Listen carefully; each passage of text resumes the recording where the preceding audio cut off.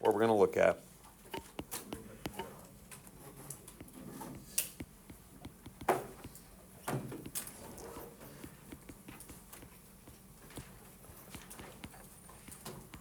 are rational equations.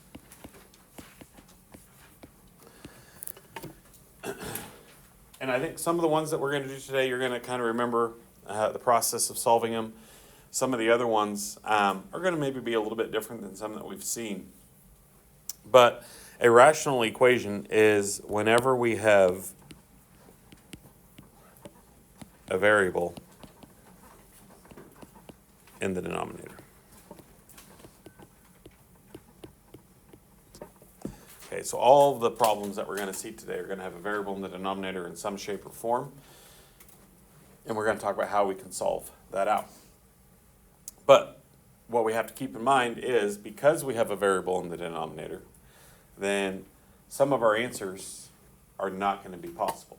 Because when we have a variable in the denominator, then that restricts some of our possibilities for answers. So for instance, if I just had an x on bottom of a fraction, then I would know that x cannot be 0. And so it's going to be really important to identify like what are those values that are not possible, because if I get that as one of my answers, then we know that's not going to be the case. Okay, we can't have that as an answer. And I'll show you some examples of those as we go through the lesson today. All right, I'm going to start with a couple of real basic ones here.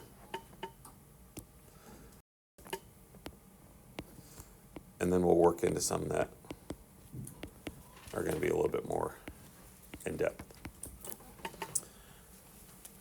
Okay.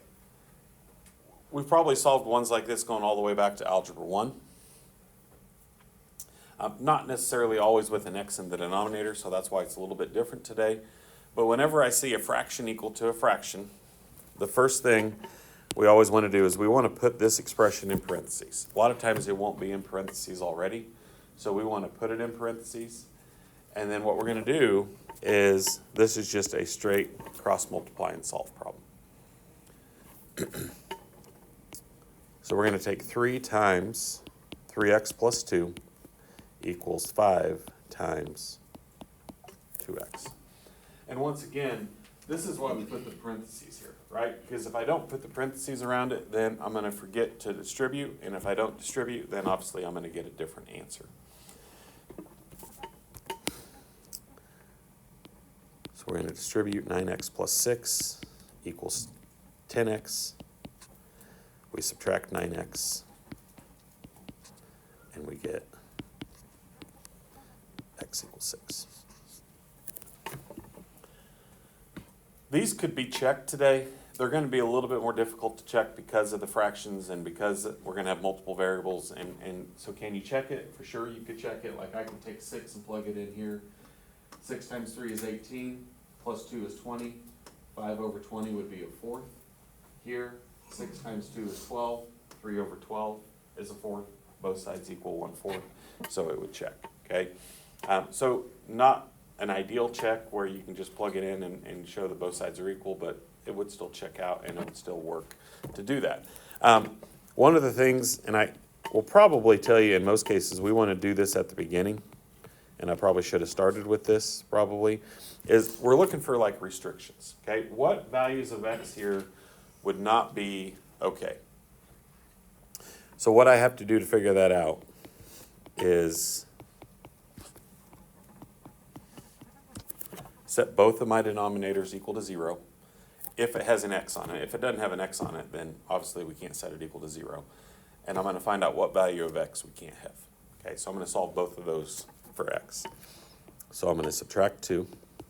I'm going to divide by 3.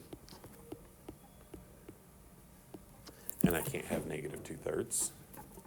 Over here, I'm going to divide by 2. And I can't have 0. So those are the two values of x that we can't have.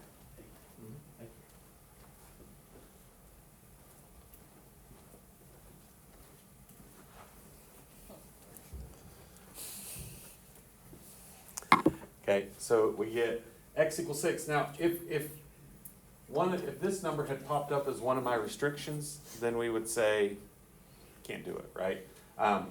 And that's gonna happen, and I'll show you an example where that could be the case, but for right now, x equals 6 is okay, and it's not restricted. But that's why we gotta check it, because if my x value cannot be 6, then we can't get an answer of 6, and so that's why we gotta be careful of that. So that one's pretty straightforward, cross multiply and solve. I'm gonna show you another one here that will be very similar.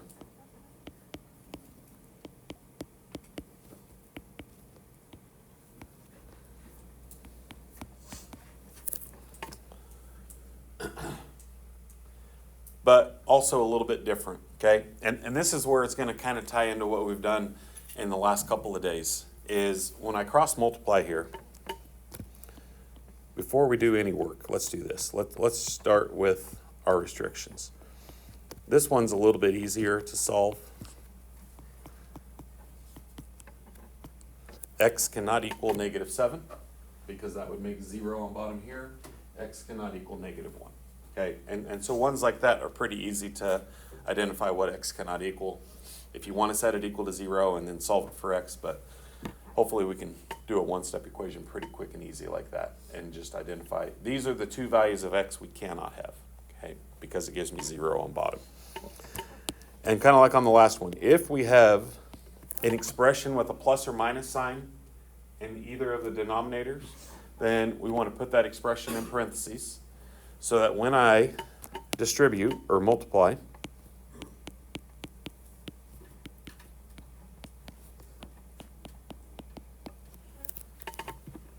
I get that. And then we're going to distribute both of those out.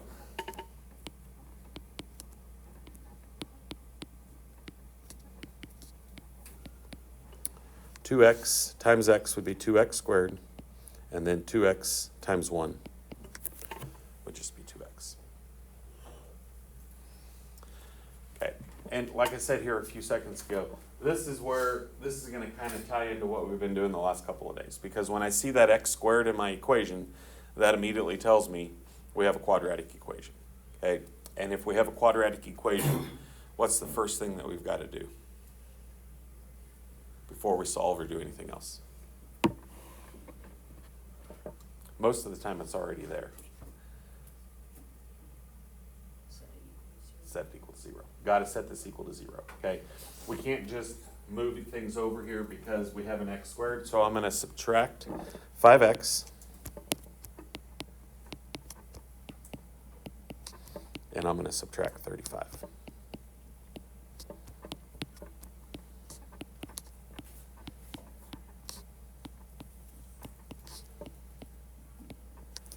Okay, and that would be our equation.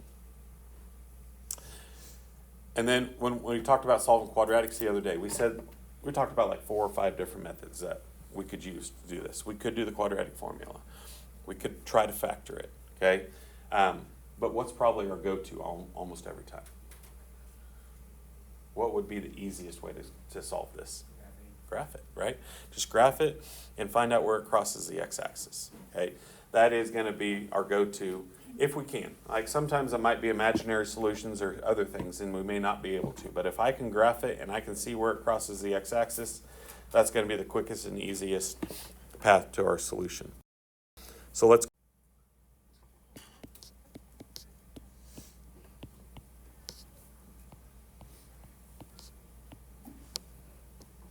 I probably would prefer to write it like this. And I saw this a couple of times yesterday. When we have two solutions, it's not wrong to write it like this, but what happens immediately is when people see this, then they put parentheses around it. And when you put parentheses around it, what does that give me? If I put parentheses around these two numbers like this, it's an ordered pair, right? And so that is not, you can't put parentheses around this. If you write it like this, that's okay. But as soon as you put parentheses around it, it means it's an ordered pair, and that's not a correct statement, because that means that's where it crosses or touches, okay? And we're looking for the x-intercept. So just be careful of that. Don't want to put parentheses around it in this case. Either one of these would be okay because we have two solutions, okay? I just kind of prefer to write the word and because those are the two solutions that we have. Neither one of them were restricted. -7, -1, were the two values that we couldn't have, and both of those are okay. Hey, so on this next one, this is more of a type of problem that we're going to see.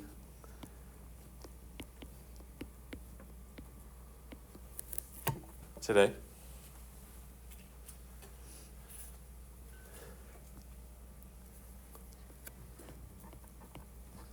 We can't cross multiply here because we have a plus sign over here. Okay? And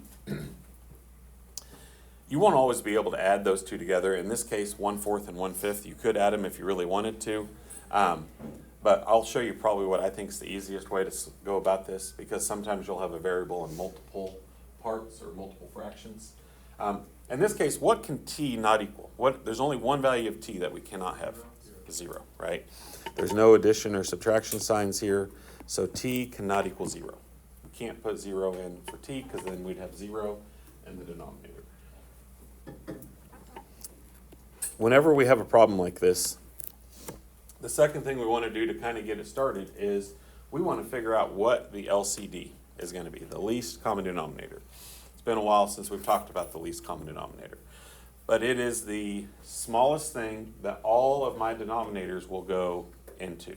Okay, the least thing that all three of these things would go into. In this case, because we have a 4, a 5, and a t, then you could just multiply 4 times 5 times t, and we get 20t.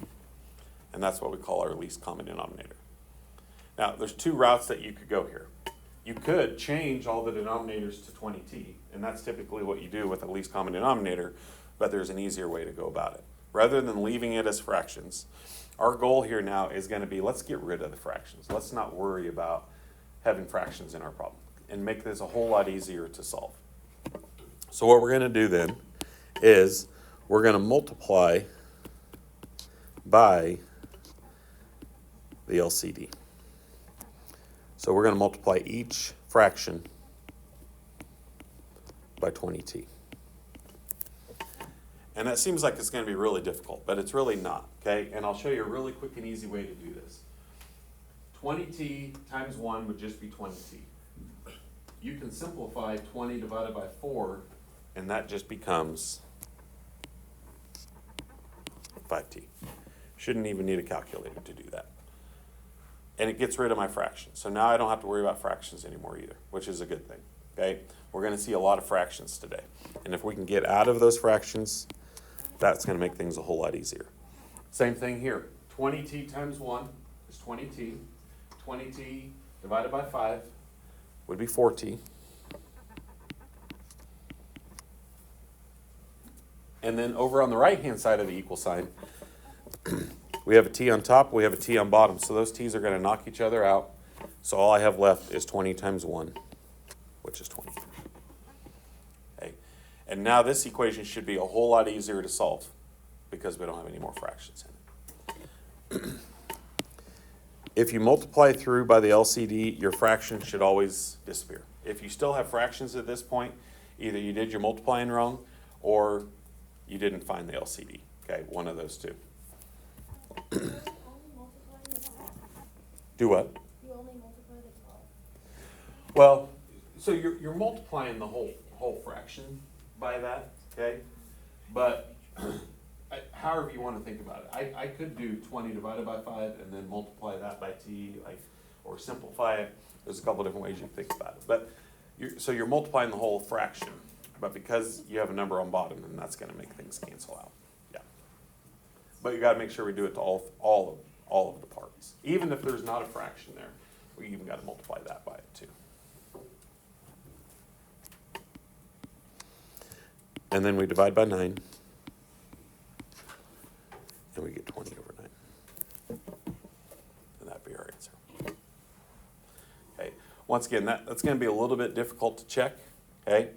Because we're saying that t is 20/9, and so 1/4 plus 1/5 should equal whatever this is. And so checking it, not going to be as easy as it is in some cases, but you could still do it if you really, really wanted to.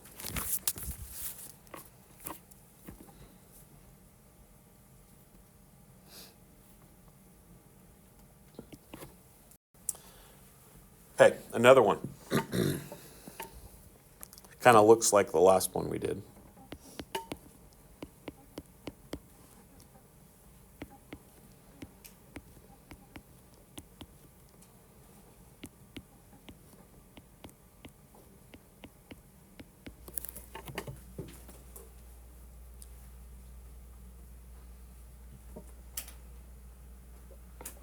Okay, before we start anything, I would say on problems like this, I would do those first two steps we did on the last one. Look for our restrictions, then look for the LCD, and then you can start to solve it. When I look at restrictions on this one, we probably want to factor the denominator. X plus 2 is already factored. There's nothing I could do to this. X is just X. But on this one, I could do the GCF here, right? And so I could take out an X and an X plus 2. And that just replaces that. So that would be the factored form of X squared plus 2X. And the reason that's helpful here is because on this one here, X cannot be negative 2, X cannot be 0, and here we have both of the same things again. Both the two denominators we have here are listed here again. And you're going to see that a lot on these kind of problems where that common denominator is shared in multiple denominators. So here what we would say is X cannot equal negative 2 or 0. If we get one of those two as our answer, then that answer is not possible.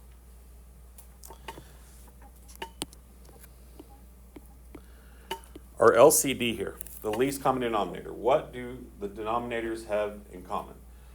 Well, we got an X here and an X here, okay? And we got an X plus 2 here and an X plus 2 here. So our LCD is really this right here, okay? Whatever we have as our denominator has to be included as our LCD.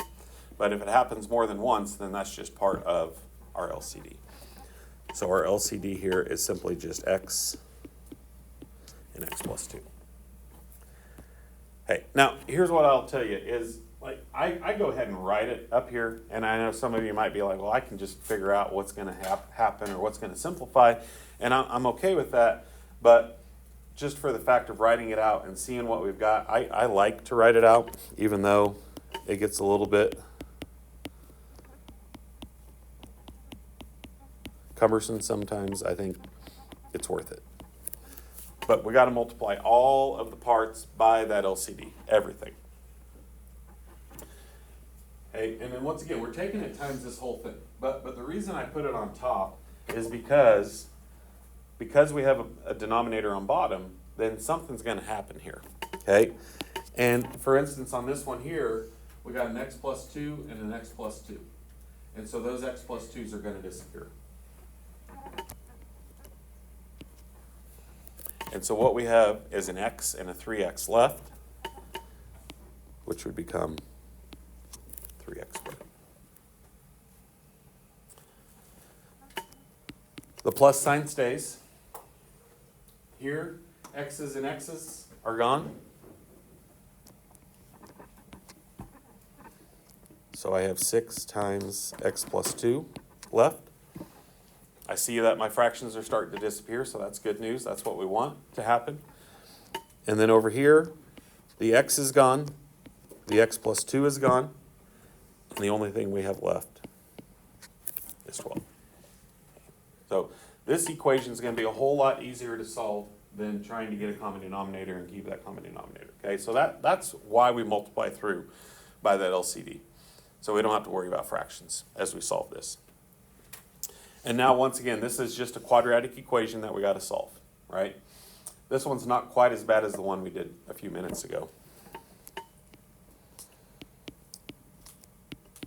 Because watch what happens.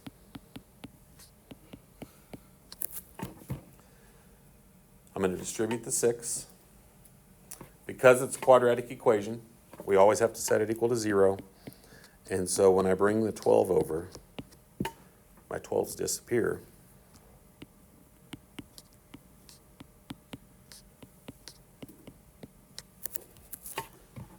And you got a couple of options here, okay? This is the equation that I have left. Could I graph it again?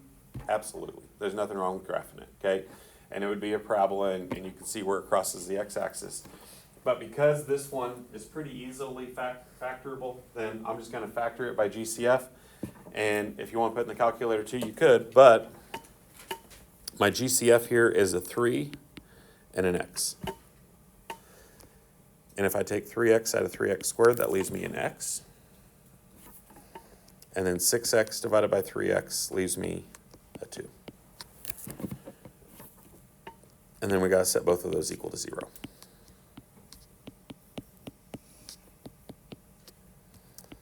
So this one says x equals 0. This one says x equals -2. Okay, but that's a big issue because at the very beginning of the problem, we said those are the two things that x cannot equal, -2 and 0. Okay, so what do you think we would say? Just leave our answer as 0, -2? No solution, okay? Where nothing would work.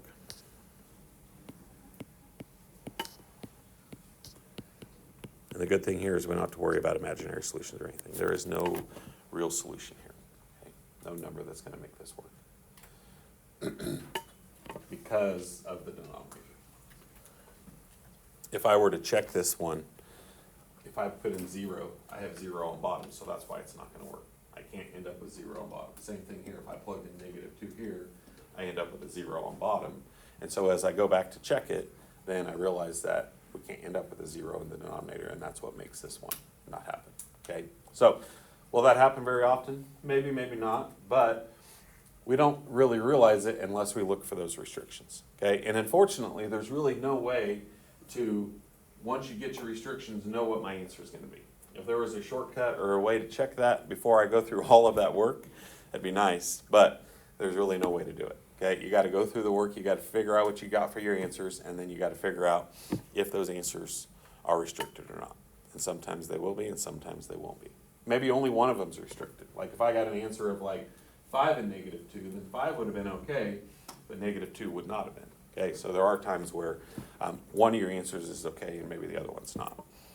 So those are things you got to watch out for. Here's another one you got to watch out for.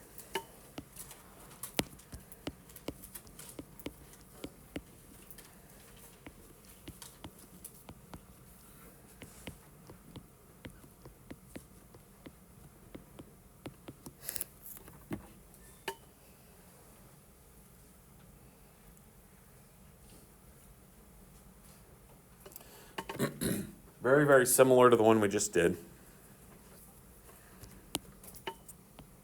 Over here, we're going to take out an x, and that leaves us x minus 6, so that replaces that.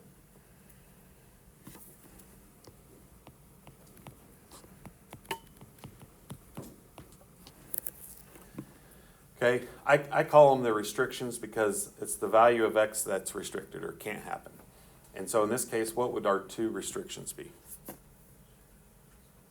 0 and 6. Yep, x cannot be 0 or 6. Those are the two values that give us 0 in the denominator. Okay, can't have that. What would our LCD be on this one? What do you guys think? X times x minus 6. Yep, we got to include everything that we have on bottom. If it repeats, it's okay. We just got to make sure it's included as part of our LCD. Okay, and once we decide what that LCD is,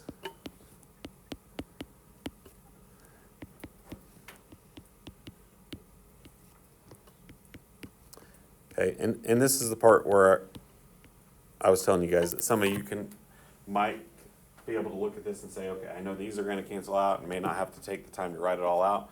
I do think that it's helpful just to kind of see what's going to cross out, what's going to be left as I start to get rid of my fractions here. Okay, just make sure you do it to all the fractions, every expression, every term in that equation. All right, so now on this one, x minus 6 cancel out. So we're left with 1x, or just x. Over here, the x's cancel out.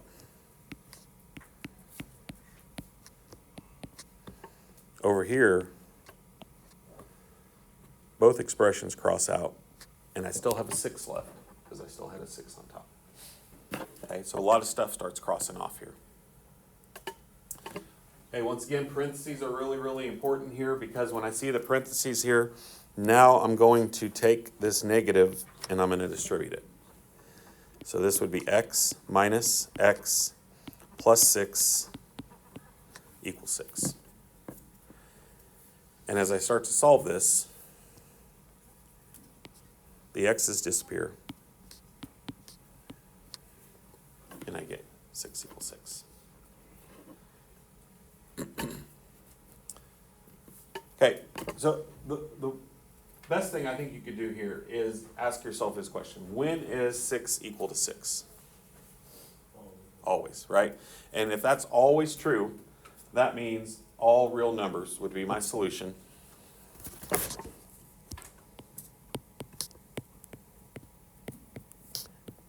Except for the two that we said we cannot have. Every number would work here except for 0 and 6. I can plug any number I want into, but 0 and 6 are both going to give me 0 in the denominator. Okay. So those are two like special scenarios where you could have a no solution, or you could have infinitely many solutions, or all reals, but you still have the restrictions that you got to account for when you do that. Okay. All right. There's one other problem like that I want to do with you that it's a pretty difficult problem. And so what I'm going to do is I'm just going to do the one from your homework assignment with you, because we probably won't see ones like that very often, but I at least want to show you what that looks like. But the other type of problem that we're going to do today, the other type of equation, are radical equations.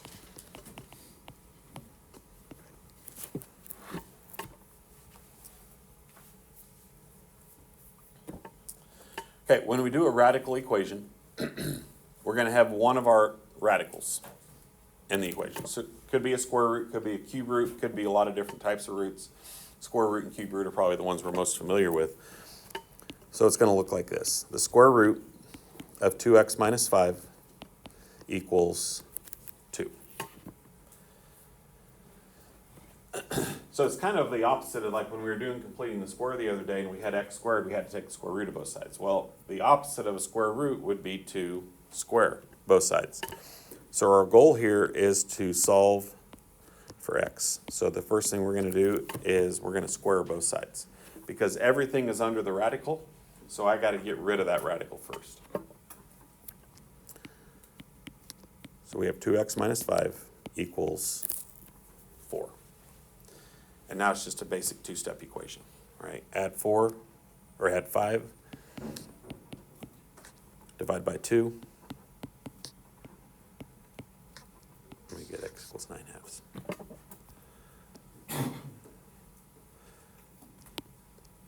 One thing you got to watch for on these radical equations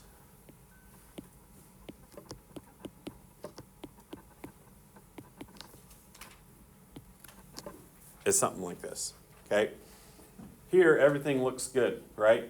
Looks like we're just going to do this. Now, if I have a radical and I have something on the outside of that radical, I want to get the radical all by itself, okay? On this one, the radical was already by itself first. On this one, we have a plus 8 after. It's not under the radical. So that would be the first thing I'm going to do here.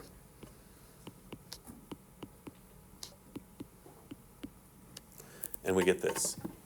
The square root of 3x plus 8 equals a negative 3.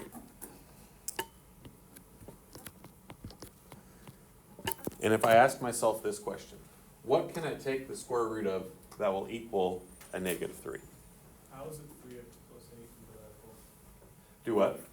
How is Yeah, I used the 8 again, didn't I? Should be 3x plus 6, thank you. 3x plus 6, yeah, my mistake. Okay, what can I take the square root of that's going to make this a negative 3? Is there any number I can put in here is going to make this work? This is not an I situation, right? An I situation is where we have a negative under the radical. So that's completely different. Here we're taking the square root of something to equal a negative. This is not possible, okay? We cannot do this. If you were to go through and solve this and square both sides, let me just show you this real quick. Okay, let's say I squared both sides. If I square this, I would get 9. And then I subtract 6. And I get x equals 1. Okay, and it looks like everything's good, right? I get an answer of x equals 1. But if I were to plug that back into this equation, 3 times 1 is 3. 3 plus 6 is 9. The square root of 9 is 3. Does 3 plus 8 equal 5? No. So that's another reason why we have to check. X cannot equal 1, okay? And so if you ever see a radical equal to a negative at some point in the problem, it's always going to be no solution. And there's the symbol for no solution too, if you just want to do that. Okay. So just something to be aware of with these radical equations, that is something that could happen. Okay, one more here. Cube root of 5x minus 2 equals negative 3. Okay, the only difference here is that this is a cube root. Okay, cube roots are different. I can take the cube root of something and get a negative. Like, for instance, if I did the cube root of negative 8, that would give me a negative 2. Okay, so cube roots are different than square roots. So when I see a negative here, that doesn't mean no solution because it's a cube root. If this was a square root equal to a negative 3, then absolutely it would be no solution. Okay, this one does work because it's a cube root. So my first step here, to undo a cube root, we're going to cube both sides. When I cube a cube root, the cube root just disappears and we're left with 5x minus 2. And if we take negative 3 and cube it, we're just doing negative 3 times negative 3 times negative 3, taking it times itself 3 times, which is negative 27. And then we add 2 and divide by 5.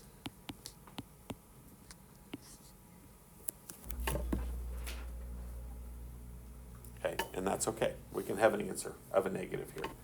If you wanted to check it, you could go back to the original and check it. 5 times negative 5 is negative 25, minus 2 is negative 27.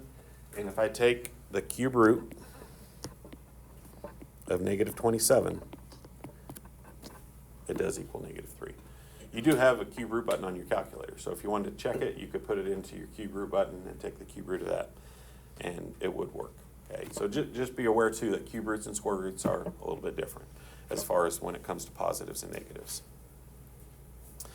Okay, so that's a couple of radical equations I just wanted to throw at you. You're going to see a little bit of that towards the end of the assignment today. I'm going to put the assignment up here, and then I'm going to do one of the problems from your assignment with you because it's a pretty difficult problem, and it's different than some of the other ones that we've done today.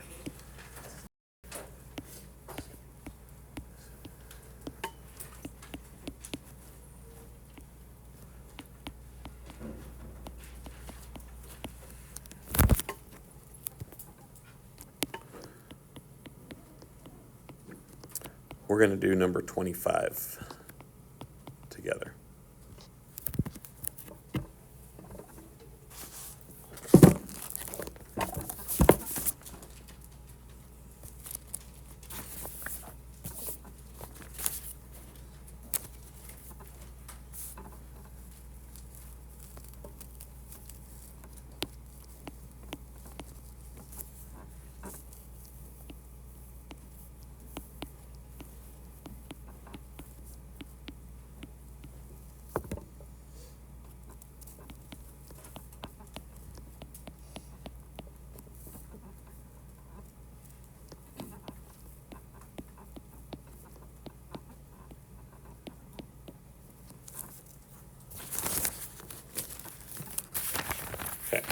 So there is our equation.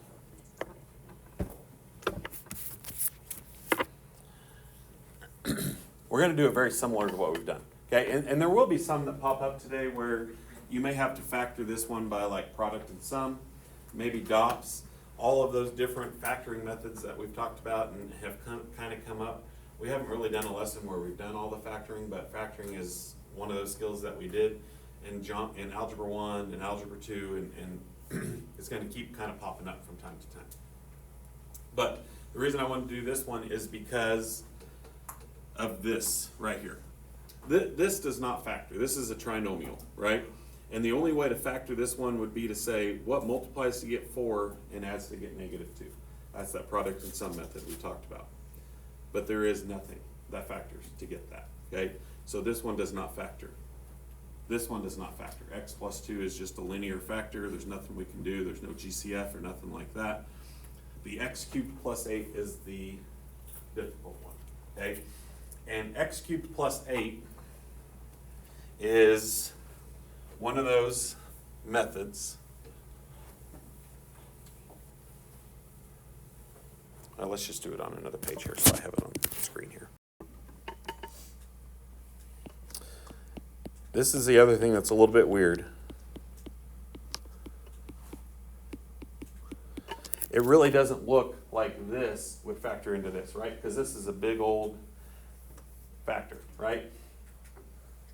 But if I were to take this times this and did all my multiplication, it would get me back to here, okay? And we're not going to go through and check that to make sure it works, but trust me, if you multiply those two together, you'd get back to x cubed plus 8. That's the whole purpose of factoring, right? So those two things replace this.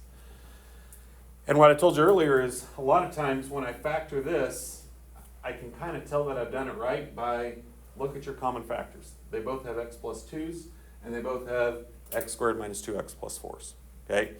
So those would be my common factors. So now we're going to, and here's the first thing I would say, is x cannot equal -2. Because this is a linear factor, so that's one of my restrictions. This one, if you graph this or solve this, it would be an imaginary solution, so we don't need to worry about that because the graph would be above the x-axis. You could graph it and see where it crosses the x-axis, and so we don't have to worry about that one. So only the -2 is our restriction here. Okay, I'm not going to write this out 3 times, okay? And this is kind of what I was telling you before. Just imagine this being on top of each fraction. Well, for this one, the x squared minus 2x plus 4 is going to cancel, right? So what I'm going to be left with is an 8 and an x plus 2, because the x squared minus 2x plus 4 is going to disappear. Everybody with me on that? Okay. On the next one, the x plus 2's would cancel out. So I'm left with the x that's already on top, and then x squared minus 2x plus 4. And finally, if this is my denominator, and that is also my LCD, okay, then everything's going to cancel out except for 24. So my fractions have all disappeared, okay, and that's the goal. So now we got to solve this.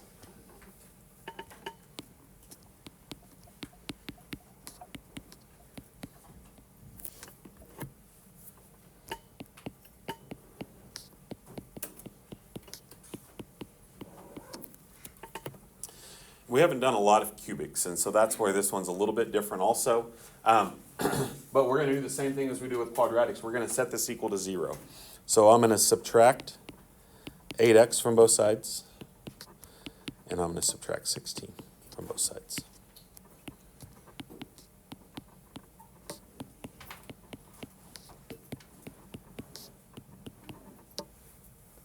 Okay, and there's my equation that's left. And like I said, we haven't really talked about solving a cubic. But to finish this one out, the best way to solve this one would be to go back and look at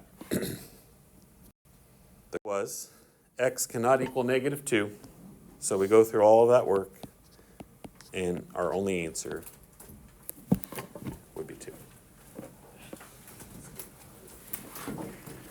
All right, so probably we call this one Psalms, and we haven't done it yet this year, but I know that you did it in Algebra 2, and that's the main reason why I wanted to talk about this. When we do Psalms, we're going to have a binomial and a trinomial as our 2 factors. The binomial is pretty easy. It's the cube root of both of these. So the cube root of x cubed is simply just x. The cubed root of 8 would be 2. And that would be my binomial. To get the trinomial, this is where the Psalms comes in. The S stands for square the first term. The first term is x. So x squared would just be x squared.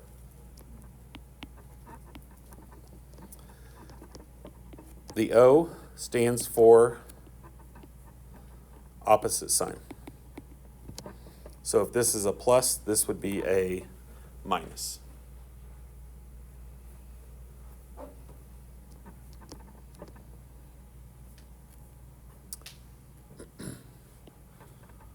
The M stands for multiply. So we're going to multiply these 2 terms together. 2 times x would be 2x.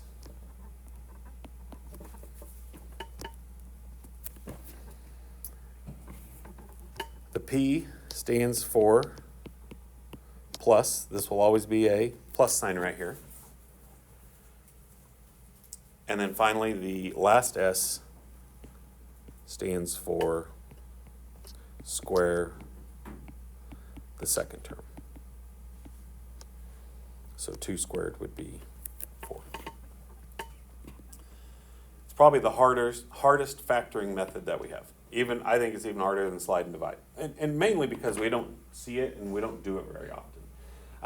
And because we haven't seen it a whole lot and we haven't done it a whole lot probably, even when you did it in Algebra 2, I doubt that you did it a whole lot, right?